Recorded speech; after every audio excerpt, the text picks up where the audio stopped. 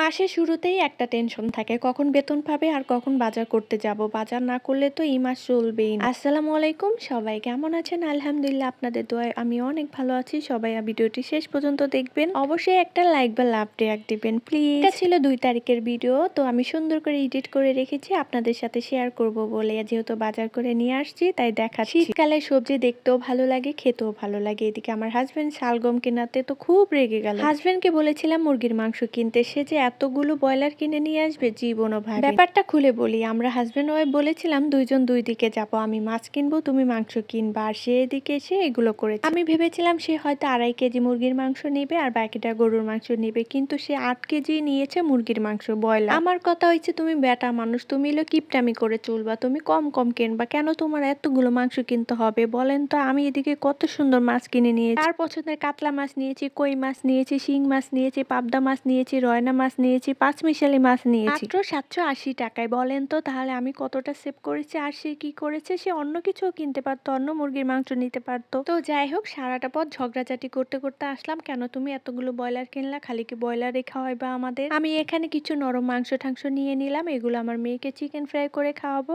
এদিকে আমি মশলা দিয়ে সুন্দর করে মেখে নিচ্ছিলাম, আর তখনই কিছু মেহমান আসলো। আমার হাজবেন্ড বললো একটু বেশি করে চিকেন ফ্রাই করো, মেহমানদেরকে দিতে হবে। তো যাই হোক, কিসমতে ছিল, দিতে তো হবে। আমার মেহমান খেয়ে বলতেছে, বলেন তো বাহিরে কেন পোলাপাইন এত দাম দিয়ে চিকেন ফ্রাই কিনে খায়, বাসায় যদি এত মজাদার চিকেন ফ্রাই হয়। আমারও কথা ওইটাই, বাসায় যদি এত সুন্দর করে চিকেন ফ্রাই ভাজা যায়, তাহলে বাহিরে কেন এত টাকা দিয়ে আমরা খাই? আসলে আমাদের না একদমই সেন্স নাই, বাহিরে গেলে দেখলেই মনে হয় তাড়াতাড়ি কিনে খাই। এখনকার পোলাপাইন এগুলো ছাড়া কিছুই বোঝে না। আগে তো আমরা ভাত খেয়ে পেট ভরতাম, রাত নাই দিন নাই শুধু ভাত খেতাম, আর ওরা এখন। তো যাই হোক, অনেক বছর পর আমি এখানে শালগম খাবো, বাসায় শালগম কিনে আনাই হয় না। কেননা আমার হাজবেন্ডের নাকি শালগম তরকারিটা একদমই ভালো লাগে না, সে যে আরো কত কিছু বাদ দিয়েছে, মানে কত কিছু যে খায় না কি বলবো, তার জন্য আমারই মাঝে মাঝে রাগ হয়। এখানে কিন্তু আমি সুন্দর করে মশলাগুলো কষিয়ে নিচ্ছিলাম, যেহেতু আমার আজকে রান্না করতে হবে শালগম দিয়ে মুরগির মাংস, তাই ভাবলাম একটু সুন্দর করে রান্না করে ঝালটা বেশি বেশি দিয়ে। এদিকে আপনাদের সাথে আজকে শেয়ার করব আমার যে পেজের সমস্যা ছিল, যেহেতু আমি নতুন আইডি খুলেই পেজটা অন করেছিলাম, যার জন্য এই সমস্যাটা ছিল।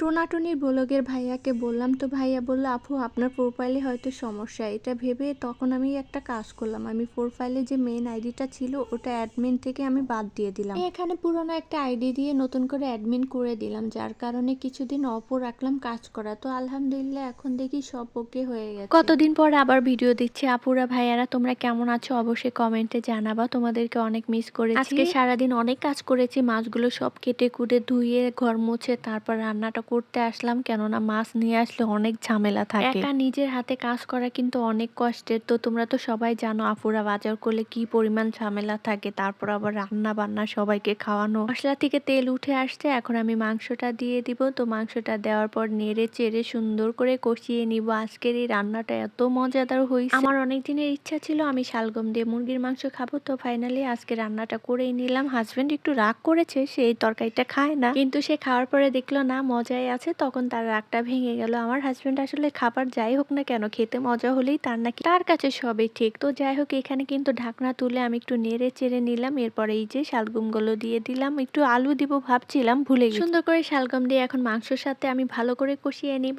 আর আজকে এই পর্যন্ত, সবাই ভালো থাকবা, আমার জন্য দোয়া করবা, আমিও তোমাদের জন্য দোয়া করব।